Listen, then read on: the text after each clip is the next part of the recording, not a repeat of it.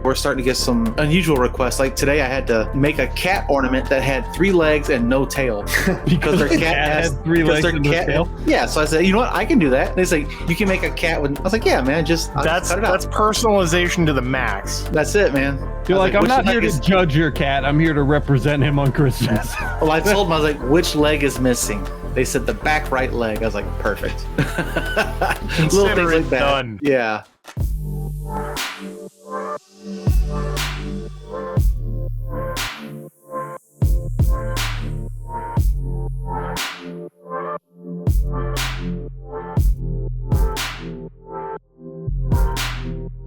Is that all acrylic back there? I don't have acrylic. That's Iron Man acrylic, like LG or I was about to say LGBTQ.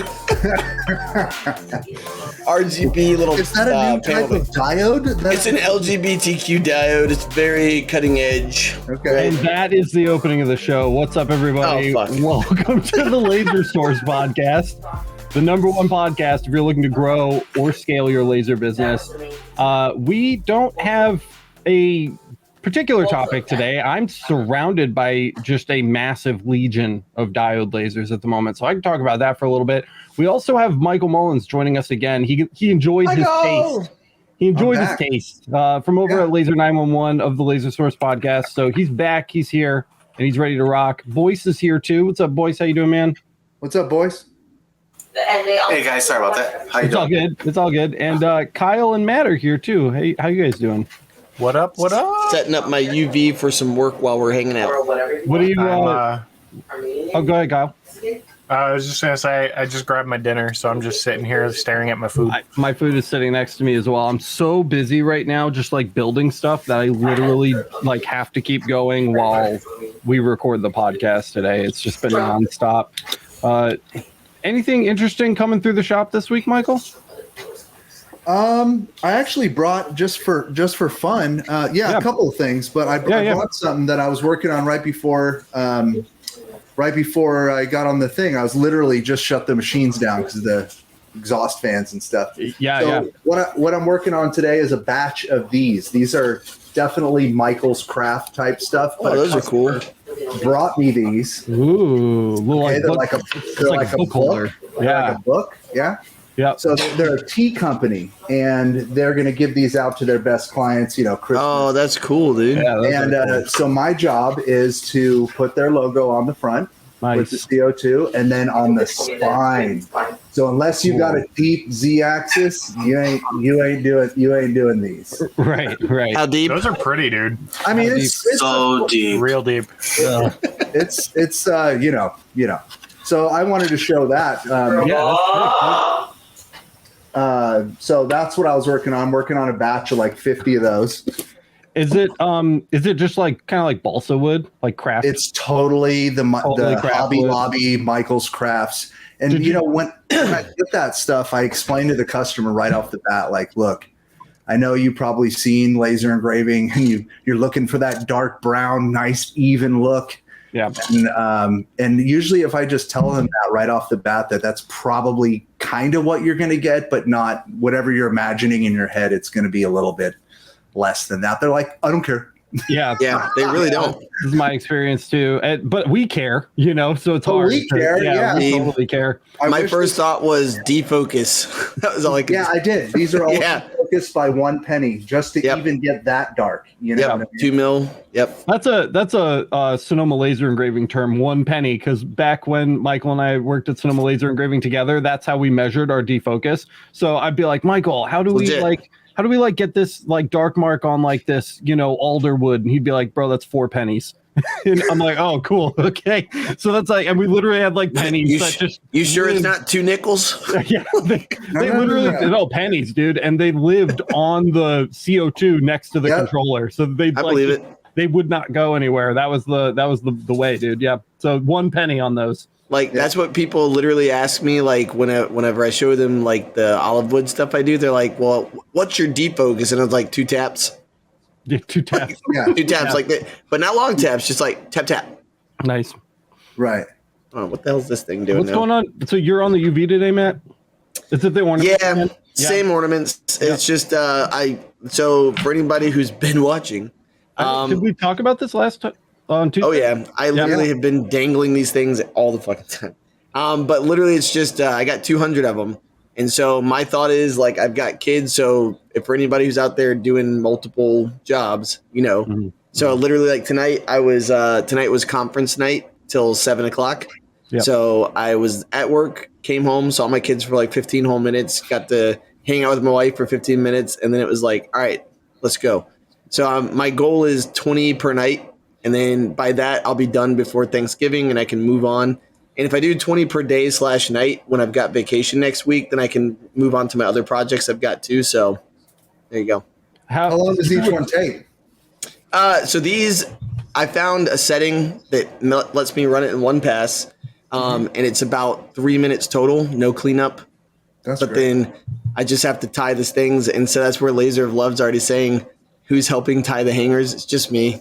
Yeah. I asked my wife, and she was like, that's why it's 20 per night, right? Yeah, so it's 20 per night. These arthritis hands, that's it. It's like, it's instead of Billie Eilish with the ocean eyes, I got the arthritis hands, right? Let me give me those arthritis hands. Yeah, dude. Yeah. So there you go. Y'all didn't know you were going to get singing when you came tonight, did you? No, dude. I did not. But I'm always welcoming to it. It's never the like karaoke actual night.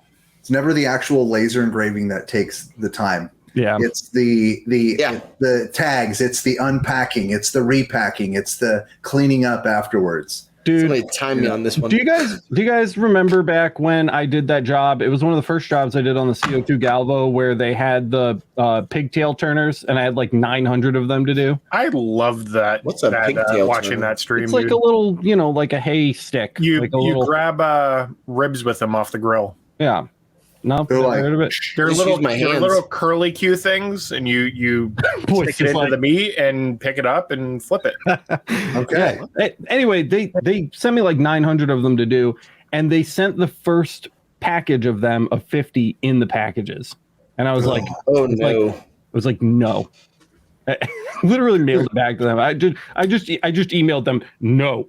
Period, and like literally sent it back to them. I was like, your guys at your warehouse, because they were manufacturing these. I was like, your guys at your warehouse are going to unbox all of these and put them in a box with layered bubble wrap or whatever you need to do to feel good about shipping it, and send these back, because I am not unpacking and repacking 900. It takes twice as long as the Mark. The Mark took, like, you guys remember, the Mark was like 15 seconds.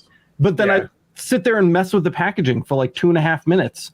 Before and after each one. It's like, why am I even doing this? That kind of thing right there cost me a huge job, because the guy, so long story short, I had a guy who remember I do the motorcycle company I work for.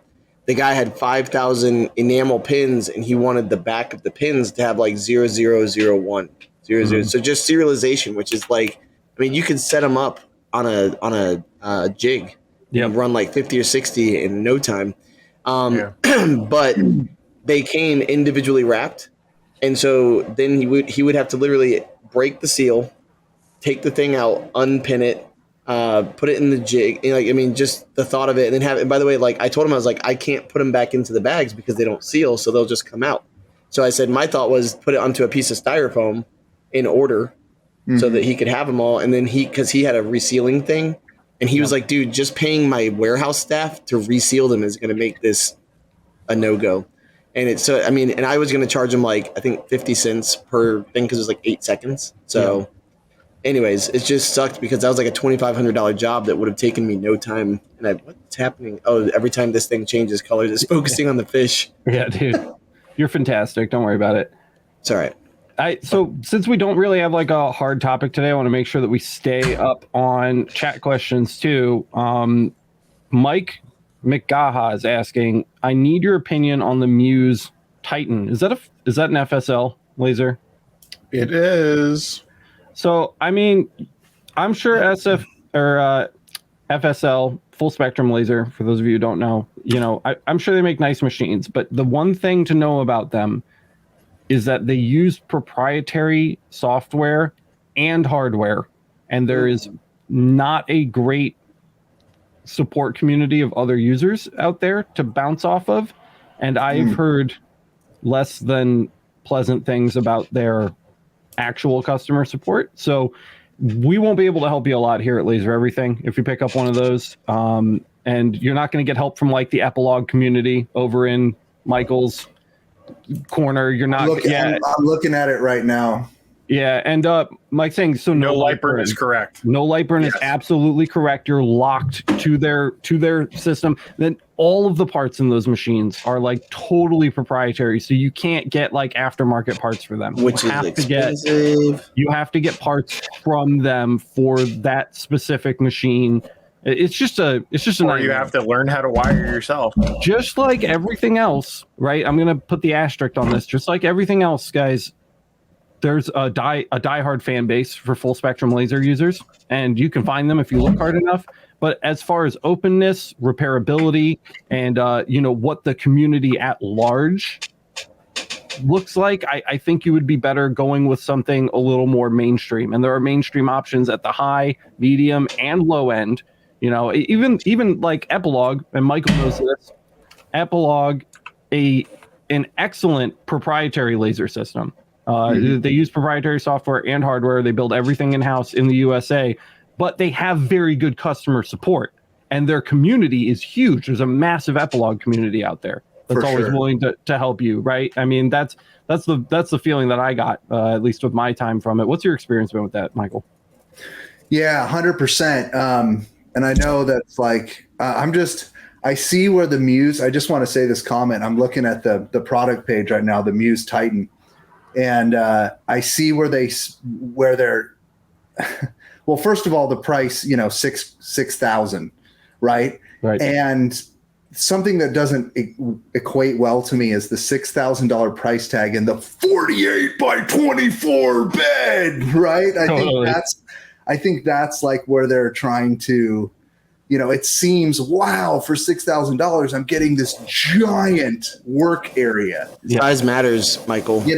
I mean, that's bigger than my Epilogue M2 Fusion. That's huge. Right. It's massive. Right. But I just want to refer back to everything you just said. But what you just said, and as far as Epilogue is concerned, you're 100%. Yeah. So every time I've had an issue, and that's included when we used to work together, we never had a problem getting a hold of Epilogue and them. I'm talking no problem, Mr. Mullins, we'll send you that new part overnight. Right. You got it. They understand. And I'm not, just to be clear, Mike, I'm not trying to sell you on an Epilogue right now. Just, I'm saying if you're going to pick a company that is selling proprietary hardware, make sure that they have the support to back it up. Is kind of my point. Otherwise, pick something with a huge user-based community like Ruida controllers, right? Where there's just so many thousands and thousands of people that it's likely somebody will run into a problem that you're having, and they'll have already dealt with it in the past, and the answer is out there. And that's not necessarily true for FSL. So what were you going to say, Kyle? Sorry. For reference, I've actually I just spent in the last year, I've had two people come to me with the same problem, and I'm not bashing FSL. It's anecdotal. But I will say that, anecdotal. Yep. The experience that these two people had were god awful. And they have two different machines, both of them two different issues. Each of them took more than 6 months to get a warranty swap on parts that failed. One was a power supply and one was something else, both of which are wired proprietarily. Yeah, right. It's not it's an off the shelf part, but it's an off the shelf part that they wire the way they want to have it in the background. So it's a very odd game. But what I will say is, if you like the form factor, which is what I'm seeing in chat, you like the size, there are other machines that fit that footprint. They're not the only ones with that footprint. Yeah. Similar size, similar enclosure, but you get a Ruida or a Trosin or whatever controller, and you get off-the-shelf parts instead of something that's wired proprietarily. Yeah. So if you want that, by all means get that, but don't feel like you have to be locked into that seller. Yeah. And the anecdotal stories and stuff, guys, I mean, this Kyle and I do support all day, every day, and we do not actually get a lot of complaints about companies like screwing people over or stories about bad support. We don't hear them that often. So when we hear them, they weigh very heavily on our opinions about things, because despite what you may think, just kind of joining this industry, especially if you're fresh, you'd think people are returning machines all the time and having a bunch of horrible experiences because they're so complex and there's so much that can go wrong. But generally, these companies do support their products fairly well. So when we hear stories like that, it really kind of weighs heavy on us when we're making recommendations. Kyle and I can't use every single laser. We try. We have a billion different brands of lasers. I'm surrounded by like 16 different brands of stuff right now, but we can't do them all. So, that would be the best advice that I could give, kind of off the hat. What is Dana Fost? Dana. Oh, Dana. I was just Fost. reading that. Dana Fost. Yeah. Can we check that one out? Yep. So Dana Fost is, I'm going to get my first laser and was going to start with an Amstack A20 with a sonic pad. Is that a good setup for someone new to lasers? What's the First sonic off, pad, Kyle? Sonic pad is not for diodes. The last I checked, it is a it uses a controller software for 3D printers. So I don't think that's what you want. An Amstack A20, for all intents and purposes, we haven't reviewed one yet, so we can't give you like a personal opinion on it. It's a pretty beefy laser. It's a 20 watt output optical. You have a good general experience with Amstack, though. That module is essentially 4 of the M40 modules that I have, I believe, but they're beam combined together. Right. So, but it's going to have a larger dot size than you would get from a single diode experience, because you're combining 4 beams with the X. So you're not going to get as much. So big. Yeah. You're not going to get as much detail out of it if that's what you're looking for. The dot size is going to be a little bigger because that diode is designed for stacked cutting. It'll still be decent. It'll be a smaller dot size than a CO2 for sure, but just to temper your expectations. A sonic pad runs Clipper firmware, and that's for a 3D printer. You're not going to want that. If for whatever reason you're not after dot size, most of the time when I'm recommending a diode to somebody, it's for the dot size. But there are people that that's what they can afford, and they can't have a CO2 right now. You know what I mean? And that's what they can get. If you just want something powerful that's going to engrave and cut super good, it's probably going to be a good pick. So don't make your choice on dot size alone. If you're using it as like a CO2 stand-in until you can get a bigger, faster machine, it's probably going to be a solid choice. Because again, I feel like Kyle, and I don't want to speak for you, man, but you've had pleasant experiences with them overall. For the most part, yeah. Yeah, sure. Cool. If anybody's wondering what the clanking is, I'm literally building Ortur's rotary module right now, which disappointingly comes in about 50 million pieces. Everything else, I built 2 of their lasers in one night. Like, and what did we spend, Kyle? Like 2 hours, like an hour a laser. I mean, like they were super easy to build, but then their rotary just comes and it's like, like literally just like Legos, dude. Bag of parts. So I'm assembling this because I don't have time to do it later tonight, and it needs to get done because we need to start getting this stuff out because we're almost out of Q4. So that's what I'm doing, and that's cool. Chris. Oh, Chris says, sorry I can't make it tonight. I just got off work. Frustrated with my Tezer though. Rip, dude, that sucks. Sad to hear it. I wish that we could get you to sit down together one night. Yeah, sit down and talk a little bit more about that. Chris has a X-Tool knockoff, Michael, called the Tezer, and it was great the first day, and it was good the second day, and then it's kind of been now it's existed. Yeah, it's having like Gerbil errors and stuff, and there's like a whole bunch to it. Didn't it keep going back to home or something? Or bro, by the way, I didn't have this ready to show you the last time you were on. What do you got? Yes. Did you do a video on it? Oh my God. No, I didn't do a video on it, dude, but it's sick. It's so cool. You think? Okay. Dude, it's sick. And you know what? I didn't think that I was going to like it, but I like it. I have problems with the software. Yeah. I have software issues with this thing, but just as a gadget, just as a thing that exists. As a gadget, it's going to serve some weird purpose somewhere. Yeah. Is that the pecker? Yeah, that's the Laser Pecker 2 Pro. Show us your pecker one more time. But my main issue with it, shut up, Matt. My main issue with it is that first of all, you can't really set the DPI, like the resolution or line interval. There's nothing. Yeah. There's three options. You get 1K, 1.3K, and 2K, which just equate to some random DPIs. Right, that's what I had them email me. Yeah, and that sucks, especially when you're trying to do photos. They advertise this so much for photos, but then you can't dial in your resolution to get the photos right. Yeah. So that is infuriating. And then the other thing is that they call speed depth, which is like super misleading, and I hate it. And it doesn't take vectors unless it's an SVG, and it's got all these weird like little, I don't know. It has a software problem. If it ran on like Lightburn or something, I'd be like, all about check this out. Yeah. Galvo diode, sick, but that I don't know. And this is something I'm actually supposed to make a video about right now, and I haven't done it yet because I'm fucking bad at my job. But Xtool is coming out with the F1, which is just a tiny bit bigger with a blue diode laser and a 1064 fiber module inside. Okay, so it can switch back and forth. It can switch back and forth. Yeah, and it's like in that handheld, like literally like pocket-sized form factor. Can it do both at the same time? I don't think so, but I'm not sure why you'd want to, Kyle. But why? Two chicks at the same time. Yeah. I don't know. I just, why not?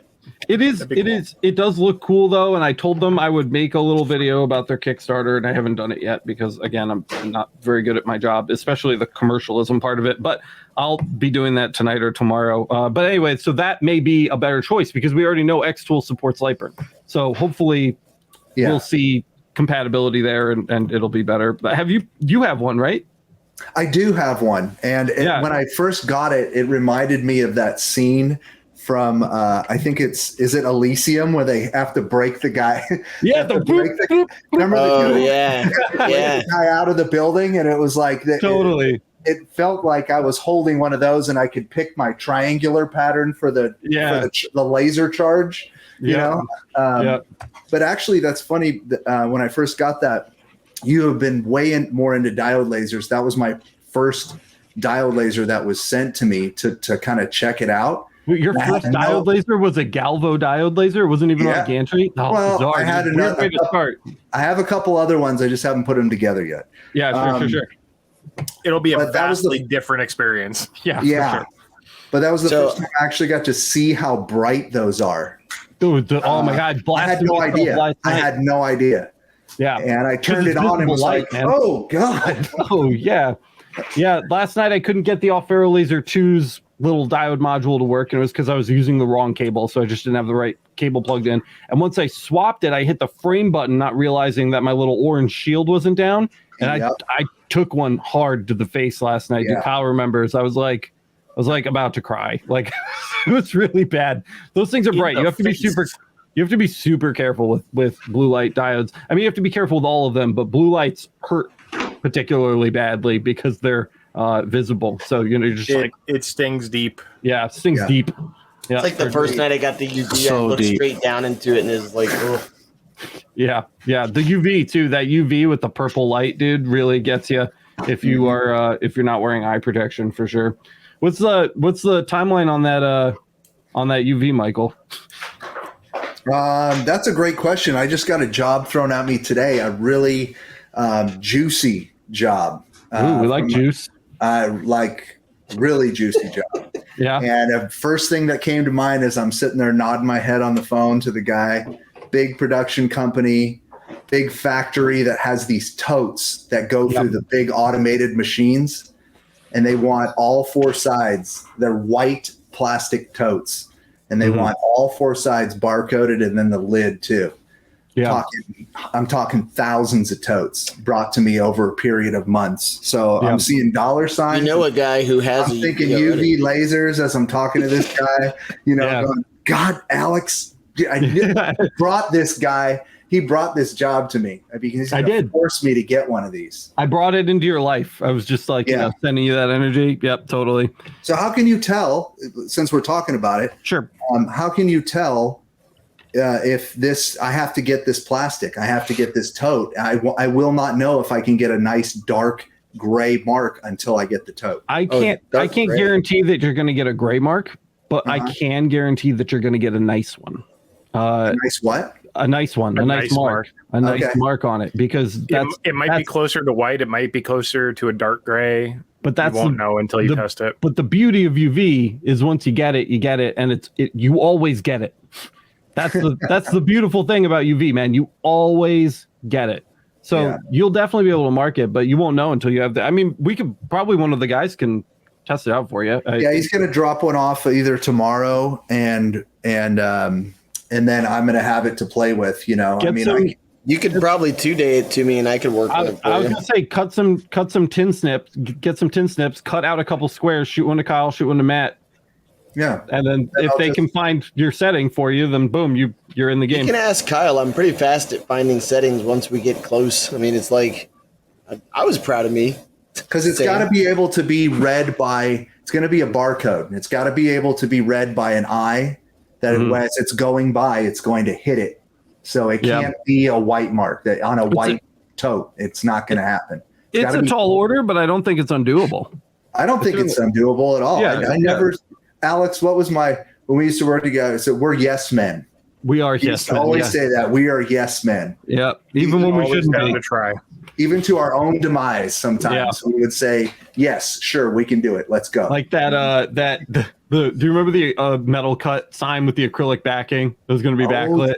We did it. That one, we should not have said yes to that, but we did it. We did it. We did do it. Yeah, we did do it. Who threw this comment up here from Mike C? I might have.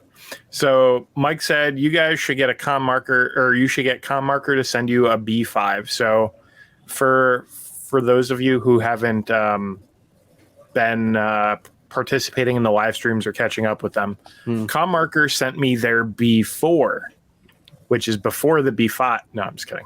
The B4 is a 20 watt fiber with a max source.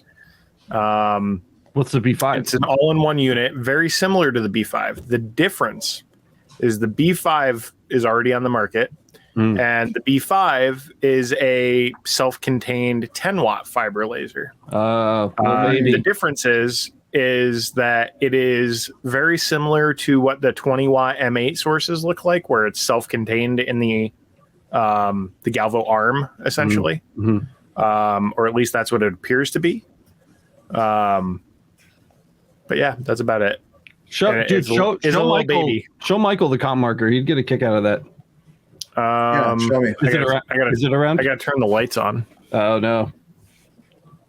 So is it another handheld, but it's a fiber? It's a all-in-one combo unit that can be used as a handheld. Okay.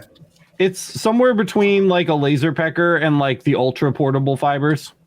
Yeah. So I have a question about the pecker, honestly. Like, I had a job, not really an offer. Well, and this is while he's getting that out, like, because Kyle showed me this before. So this device he showed me, like totally not on camera. See how you can just pick it up? It's light enough where I can comfortably sit here and hold it. It's maybe, I think the shipping weight was 14 kilograms, but that included packaging. Is that the one that came with the device to make it a handheld? Yeah, there's a handle on top. All you gotta do is undo the screws underneath, and it's now a handheld with a focusing. It's got a focusing It's got rod. one of those like conal tripod things you mount here. Yeah, you could literally set it up and it just let it stand on its own, and it's focused. But what I was looking at is there was a job where like a local elementary school had made, like, they had paved the walking path with bricks, and they were asking if there was anybody who could carve out or engrave those stones, and because the other guy in place. But to me, that's where a machine like that can do it by hand, and it's just mortar, like brick but brick's a bitch sometimes. Yeah. Yeah, Oh, you need like people aren't around. I thought you were still talking about the laser pecker. I was like, no. dude, This guy.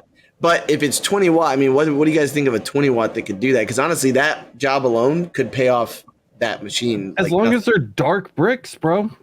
Yeah.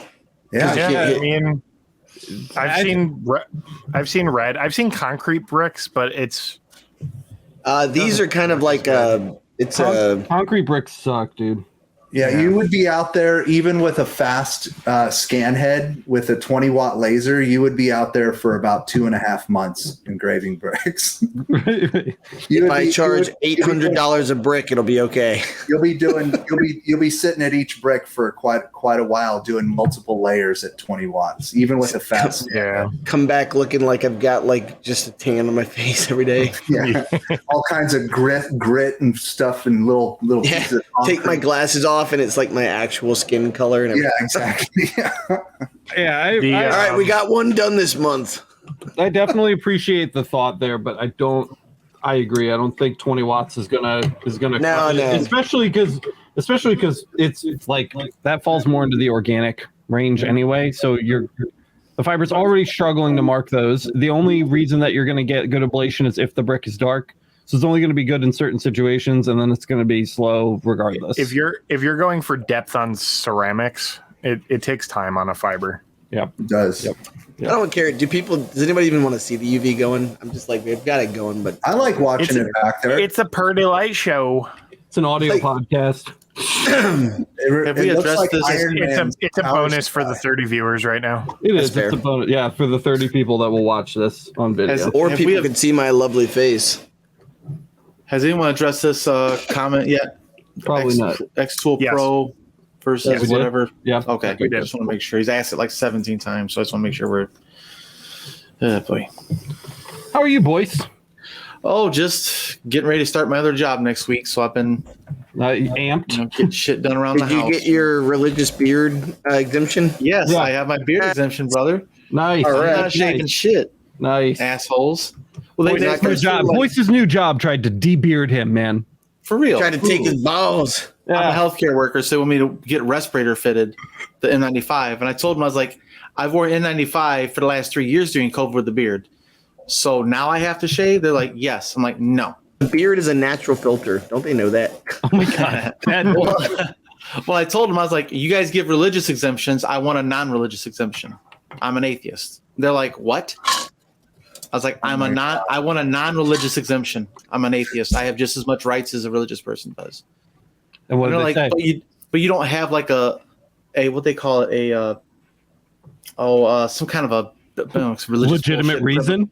A religious privilege. No, and I told him, like, listen, you can't fire me for having a beard, so how can you restrict me from getting a job for having a beard? It doesn't make sense. They're like, well, I was like, so when you make that make sense, we'll talk. I was like, but until then, I'm not shaving. Yeah. You don't control how I look. This is not the kind of job I'm signing up for. I've had jobs for the past 17 years, never had a problem. They must really want you if you're talking to them like that. Well, that's the thing. They have to give me a big fat bonus because we're very in high demand right now because people are just quitting the healthcare field because it sucks. Well, sucks to be them then. I guess they're getting bearded boys. Well, people are quitting the teaching profession, and they haven't given me a raise in 3 years, those fuckers. Exactly. But they also didn't tell me to shave my beard, so that's okay. Every time you walk into work, just make sure you stroke it. So you got any? I'm gonna grow a little extra long now. Yeah. Well, before COVID, dude, my beard was like down to my chest. It was pretty significant, and it was gnarly. So is No Shave November coming back for Santa Claus boys? Is that what's going on? That'd be sick. Yeah. Always shave November for me. My big thing is I always keep it shorter in the summer because it's just too, I just don't want to get all sweaty and shit more than I already am. But in the winter, I've stopped shaving my beard. I start growing it back out around like September.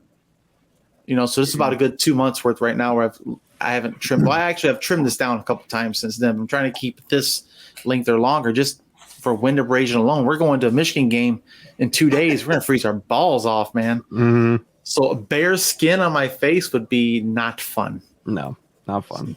So have you got any lasering done lately? Oh yeah, we just had about another dozen orders come in from the from work and people that we know at work and the show. Just keep It's always hammering people at it. you know, huh? Yeah, well, that and like people that were at the show. So I made some metal business cards to hand out, and we handed them all out, and it worked apparently. So we're starting to get some unusual requests. Like today, I had to make a cat ornament that had 3 legs and no tail because their cat has 3 legs and no tail. Yeah, so I said, you know what, I can do that. And they say you can make a cat with. I was like, yeah, man, I'll just cut it out. That's personalization to the max. That's it, man. You're like, I'm not here to judge your cat. I'm here to represent him on Christmas. Well, I told them, I was like, which leg is missing? They said the back right leg. I was like, perfect. Dope. Little things like that. Done. Yeah. Yeah. That's and sick, so we're just having some fun, just doing some customized orders for people like that. And yeah. Then I'm going to start. Are you feeling once the holidays are done? Are you feeling more comfortable with the Mira overall?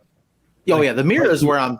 It's the easiest because the light burn. My fucking fiber's the bitch, man. Yeah. Goddamn easy cat 3. Somebody write Jason an angry letter right now.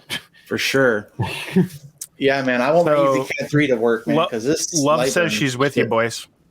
What's that? Oh, Love says she works at a surgical center. It's rough. She's with you on that. Yeah, but whoopsie daisy. Well, so we do have another question in. Oh yeah, sure. Yeah, we got Joel here. For expanding options of items to laser, should I save up for a CO2, a UV, or a diode? I currently have a 50-watt fiber. It depends on what you want to expand into. Yeah, I say diode. Just buy the diode. It's fucking $500, $200. The other two between are thousands and thousands. And the diode's going to open up a ton of new materials for you. It's going to let you do great photos, and they don't cost anything. So just get that. Don't save jack, and then start saving and figure out what you're going to get next, and double what you can work on now. You know what I mean? That opinion. That's a valid option. My 2 cents would be pretty much what Kyle started to say, which is number one, what market segment. Well, because, I mean, he's not wrong. You guys both went on a separate track. But what I was saying is if you're really trying to grow your business, number one, are you missing out on products that your customers that you have currently want but you can't make? Because if so, buy the machine that's right for that, right? Then the other thing, too, is there something that you can already make that goes with something that you already have? So, like, if you were making cool wooden signs, having a CO2, not wooden because you got a fiber, but if you're making like aluminum or slate signs and you wanted to be able to make yourself little holders by cutting out acrylic, CO2 would be the way to go. So, just look at like what actually amplifies what you already have too. Yep. So just from a business point of view, like what's got a little synergy with your current options. Michael, if you want to incorporate like a lot of glass work, if you have a lot of bars around you, if there's any breweries, they want custom bottles done, anything like that, UV is the way to go for glass. CO2, you have organics. Diode is similar to CO2, but you're going to get a much smaller dot size and you're going to get better detail, but at the sacrifice of time. So it depends on what you want. We're all very technical, kind of like analytical people, and I'm really curious to hear what Michael has to say about this because he by far has the largest business out of all of us as far as like laser marking goes and the most regular customers. What do you think, Michael, just based on the climate and what you've seen day to day? Well, it's cool that Joel has a fiber already, so he's hopefully already doing lots of metal business, maybe some polymer business. But I am going to, I view diode lasers, and this is just me. I don't see them as a tool for business. I get that they are a practice and entry level. They get people familiarized, with how these things work and stuff. But if you're trying to, get more business and run a business, you should go with a CO2 laser. And you're also going to get with that an enclosure. So you're not going to have to deal with, getting some tent over your diode laser. The servos, the stepper motors are even at a low end CO2 are going to be faster than a diode most of the time. Yeah, definitely. I can always look at time. Agree with that.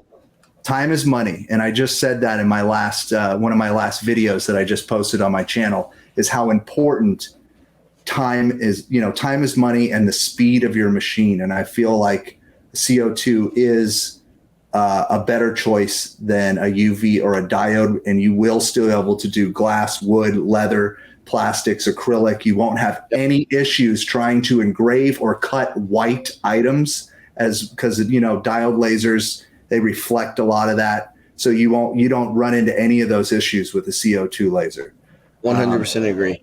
Yeah, so that's my take on it. The only thing that my only argument against that would be, like, if they have $0 in their bank account, would you still recommend that they are incapable of doing organics until they can purchase the CO2 laser? I mean, so this is where you let them save 500, get the diode, and then save 6,000. So this is where you got to turn business brain on, though, and literally say, I can get a loan.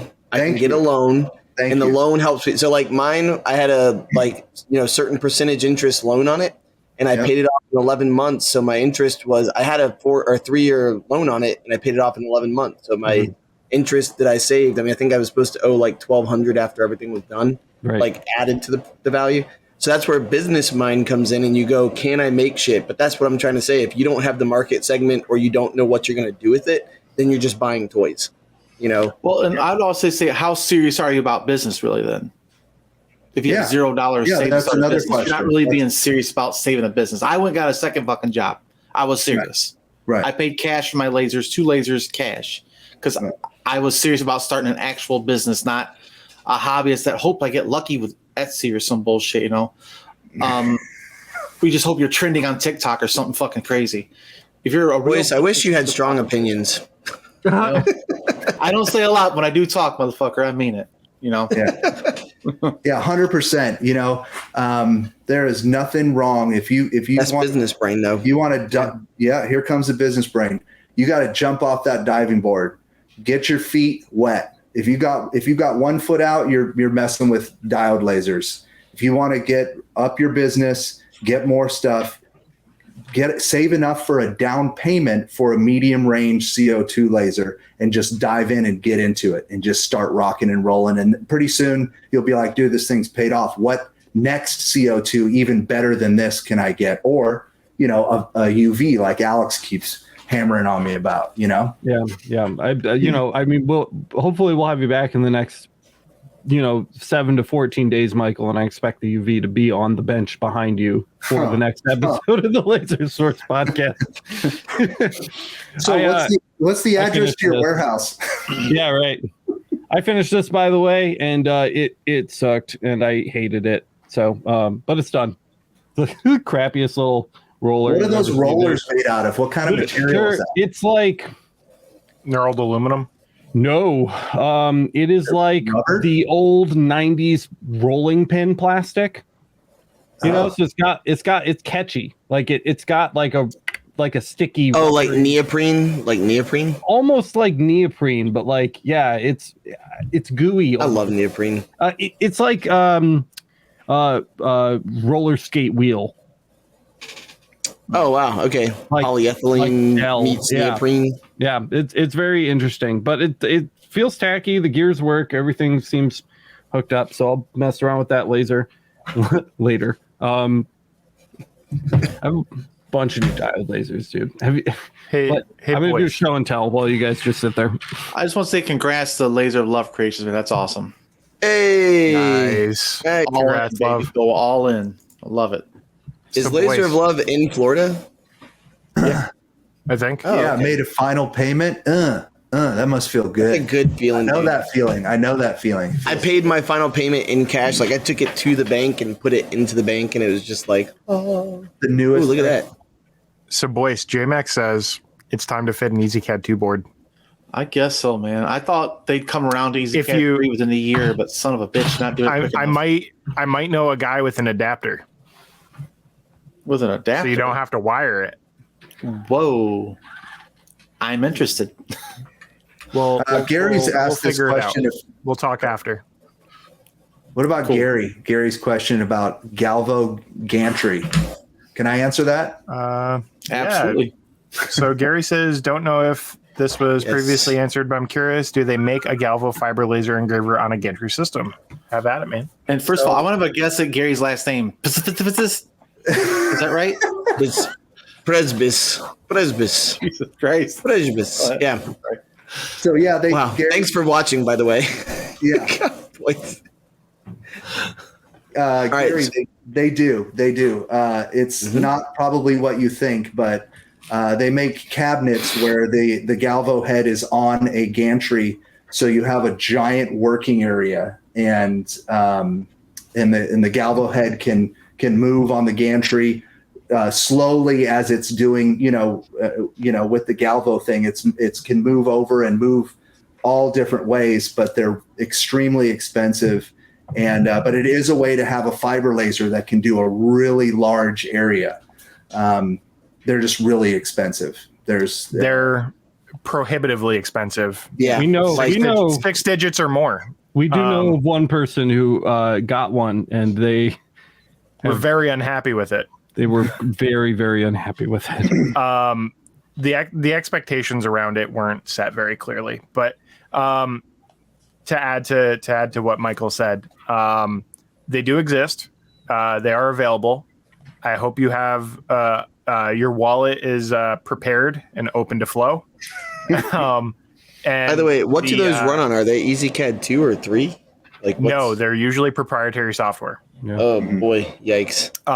So you will not have the support of the community for the most part. Not here anyway. You will be part of the niche. Yeah, you'll have to go somewhere else.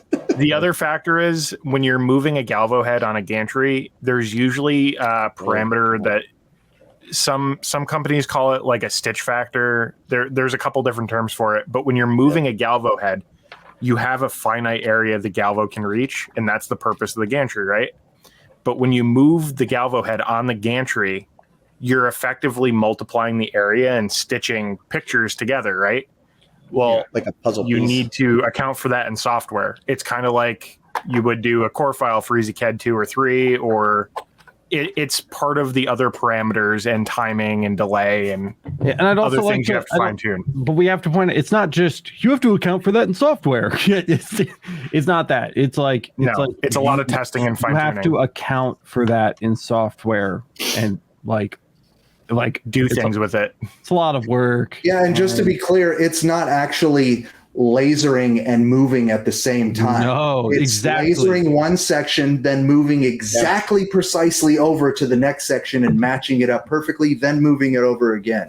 But it doesn't just do that. You have to make it do that. You have to dial that in. Yeah, you have to program that. And here's the other thing. You have something happen like a power surge, you have anything that happens that might interrupt the job or anything like that. Think about the cost. Like I fuck up one of these and it's $1.25. Imagine the panels that you'll be working on and the shit you're doing and how much a blank cost. or there might not even be another one. Go to again, second time I'm bringing them up today, but go to Epilogue and get a Fusion. Get the fiber source in the Fusion, and then you can do your panels on a big gantry bed with a gantry machine that has a fiber laser source in it, and save yourself the headache. You do not. I feel like there's this misconception that you need to use a galvo laser in order to use fiber, and that's not true. There are gantry fiber lasers, and there's nothing wrong with them. Obviously, they work at gantry speeds, but all of that unknown, all of that dialing in, all of that nonsense out the window, and you can just slap something in. As long as your bed is big enough, you can slap it in there and it's going to work just like a CO2 laser, but it's going to shoot a fiber beam. Honestly, that's probably the best case scenario for this project. Yeah, I think so. You're not going to get all the cool cross hatching and multiple, all that kind of stuff that you would with a galvo head. But yeah, I mean, if you got to do stuff that big with fiber on metal, then you might want to look into just a multi wavelength system. Yeah. Gantry system. Yeah. Grush says my wallet has a big hole in it. My money keeps disappearing. Whoops. Yeah. When you talk about toys, that's how it goes. Should probably stop hanging out with us. We don't make that problem better. Wives love us. Though we do help you find tools that'll make it back. Boss, OhmTech, Thunder, or this like asking Ford, Chevy, Dodge? Kinda. I have a Boss. Kyle, can you say my answer for me, please? Yes. Thank you. It depends on what you're looking for. Boss and Thunder are considered premium brands. OhmTech is considered more of a value brand. It depends on how much tuning you want to do after you get your laser and how much money you're willing to spend before it's ready to be used for quality work. There you go. Yeah, we don't have an official opinion on Thunder or Boss yet because we haven't personally used them. Matt has an opinion on Boss because he has a 150 watt CO2 gantry machine. Yep. It's not size that counts. But yeah, so look, do you want to spend your time or do you want to spend your money? Exactly, if you want to spend your time, pick up the OhmTech. The OhmTech is capable of great things. They're good machines after you put the TLC in, after you put in the elbow grease, after you get things dialed in, after you do all of your adjustments and replace the crappy parts that you don't want in there and get them up to speed. They are workhorses. They're built like tanks. I like them, but they require a payment of time. Or you can go for the Boss or the Thunder and pay with money. They'll spend the time, and then you get more of a turnkey, ready to generate revenue laser in the mail, right? So that's as simple as the decision is. Do you want to spend your money or do you want to spend your time? I prefer spending my time because I like to. That's been a great opportunity. Yeah, I'm a tinkerer and I'm an educator, and it's a great opportunity to learn how these machines work. But I'm not running a full-time laser business anymore. Yeah, and if you are, you may find that you have the money and you don't have the time. And in that case, a higher end, more premium brand is going to be a better option for you. I have an addendum. I don't know what that means. You just got that light object Ranger behind you. Would you think that should be a consideration for them too if they're looking in that ballpark and price range? Yeah, light object. Because that might be maybe a happy medium in between value and quality. Yeah, there's not a lot that I don't like about the light object so far. I haven't had a ton of time to play with it, so this isn't like an official review or anything, but it does seem like a very high quality machine. It's got a couple rough edges just on fit and finish and design that you wouldn't see from something like an Eon, but that it's easily overlookable and it doesn't affect workflow, right? So if you can live without autofocus and you're okay with, the powder coating being a little weird in a corner here, or the acrylic having a little scratch on the window in a corner there, and that's okay with you, it's a great option. The cost is totally reasonable. The Ranger's great. The Ranger is 24 by 15. And then the one up from that would be the Legend, which I believe is like a 28 by 20. So that's more like the standard, 60 to 100 watt OhmTech size. Really nice machines too, which I got to play with while I was out there hanging out with Marco. But yeah, so that could definitely be a good option, something to consider. You'll probably save $1,000, $2,000 over something like the Boss or the Thunder, where they're really nailing you on the brand name, and get a similar quality machine. Another option. Yep. Right. I bought my machine used. Right. So that you're obviously taking a risk. I know. Such a Matt comment. This is such a Matt comment. But this is business stuff though. Shit. Yeah, dude. Yeah. So to me, if you're looking at machines, I knew the guy my brother owned the machine. He takes care of all of his shit. Right. Mm. So, but I also had bought a used machine from someone else that when I got it, it was a piece of shit. And the nice thing was it was a Boss 1420. The guy wanted $2,000 for it. It's a $7,000 laser because it had a 70 watt. It had all the different pieces. Now, by the way, you can get that same machine for like $5,000, by the way. But it came with a steel stand. It had all the components I needed to just go. But it was nasty as fuck. I had to clean it. I had to change the lens. I had to learn how to do all that stuff. I made sure everything was on point. And then the great thing about Boss too is when you buy a used product, they're not the warranty doesn't transfer, but the service transfers. So basically, when you call them, you say, "Hey, I purchased machine number 0, blah blah blah blah blah blah." You give them the little serial number, and they're like, "Awesome, thanks for letting us know. And then they call the previous owner to say, hey, you sold this to this guy, right? And it's like, yep. And you basically have this free service. Like, so I was getting help from them. So that's one more thing too. Like because, we're not always here to help. It's not like, so if you need help, and that's another thing for a business too, to think about, if you're in the middle of a production run and it's due on Thursday, do you have the ability to fix that? Can you go? Also having a place that has parts. And by the way, this is where Light Objects is a good option too, because they have parts here. Like if you watch the video, you've seen Light Object has a huge warehouse with everything on stateside. Mm-hmm. So you can get your shit fast. So those are the kind of things, if you're thinking about business, if something breaks, how can I fix it? Will there be somebody to help me, like an engineer or a mechanic who can actually do this? And then that's my thought. And so I had a $15,000 machine that I was able to get for $10,000. The first one, the other one was a $5,000 or $6,000 machine I got for $2,000. So I had two machines for the price of under what one initially cost, So just, that's one of those things where you can, like Alex said, it's all about what's your main goal? What's your outcome? So that's my thought.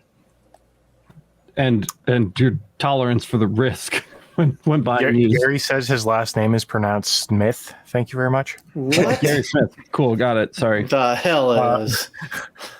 Gary is asking because he's looking for a solution to etch lettering into powder-coated aluminum AC instrument panels. Some of that can reach up to 5 feet wide. Get a CO2 gantry and just engrave the powder coat off. Yeah. Yeah. You can remove powder coat with the CO2 without having to actually engrave into the metal. So that'd be great. Also, really quick, it's Samuel Z. That's the ghetto stream deck. who's now Laser Tuna. I'm calling him Laser Tuna. Laser Tuna, nice. Hey, big tuna. Laser Tuna. Laser Tuna. Oh shit. Are we done? We are. Okay. Hey guys. I love you. You guys know gosh. I love you. Are you done yet, Matt? How many more do you have to go? Oh no, but I'm not trying to show off my shit. I'm literally using the light from the screen to make sure I'm okay with that one. Okay. Yeah, I'm not like every time. I'm literally just analyzing because I'm frustrated with one thing, but it's no one else. It's the kind of shit like you guys said we noticed, but no one else would ever fucking care. Yeah, for sure. Yeah. For sure. But yeah, so I made 10, so I got 10 more to make tonight. So there you go. Stay committed. Stay committed. Yep. Stay to it. Yep. Well, thank you guys so much for listening to this episode of the Laser Source podcast. Michael, thanks for coming back, dude. I like that we roped you in for a second one. We got a lot of good questions today from the viewers too. So make sure you guys tune in every week. We do Tuesday and Thursday, 9:00 p.m. EST. So if you like this kind of stuff and you want more of it, we've got it. You listen to the show everywhere you download podcasts, and you can find us on YouTube too. If you're watching on YouTube, don't forget to smash the like button. Let everybody else know the content is good. And don't forget to subscribe and hit the notification bell so you get notified the next time we upload an episode of the podcast. If you're listening on Apple Podcasts, please rate and review 5 stars. All you have to do, you don't have to write a review, just tell Michael to get a laser in the review. That's all you have to do. Just say, Michael, buy a UV. That's all I need to hear, and I'll be a happy camper. And I think I don't know, go buy some merch. Go check out Michael's channel, Laser Engraving 911. I'll throw a link down in the description for you guys. But if you search it, it's literally the first thing that you, I love that. Laser Engraving 911. Somebody help me.